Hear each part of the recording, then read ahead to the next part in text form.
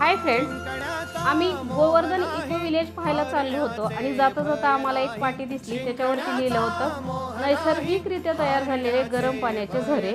तर खरंच गेल्यानंतर निसर्गाचा चमत्कार पाहायला भेटला. शेजारी नदी आहे, दुसरीवरून नदी वाहते आणि नदीच्या अगदी काठावरतीच गरम पाण्याचा मस्त असा अगदी स्वच्छ असा झरा आहे. आणि ते पाणी फक्त कोमट वगैरे नाही तर हाताला भासतंय इतकं गरम आहे आणि त्याच्यातून असे बबल्स येत आहेत. वाटतं की ते पाणी उकळत आहे आणि एकदम स्वच्छ असं पाणी आहे. खरंच हा निसर्गाचा चमत्कारच म्हणायला हरकत नाही. तर तुम्हाला हा माझा व्हिडिओ कसा वाटला हे कमेंट करून नक्की सांगा. व्हिडिओला लाईक करा आणि चॅनलला सबस्क्राईब करायला विसरू नका. इंस्टा आणि फेसबुकवरती पाहत असाल तर फॉलो करायला देखील विसरू नका. तुम्हाला जर इथे व्हिजिट करायची असेल तर मी लास्टला ॲड्रेस दिलेला आहे, तुम्ही नक्की व्हिजिट करू शकता. चला तर पुन्हा भेटूयात. धन्यवाद.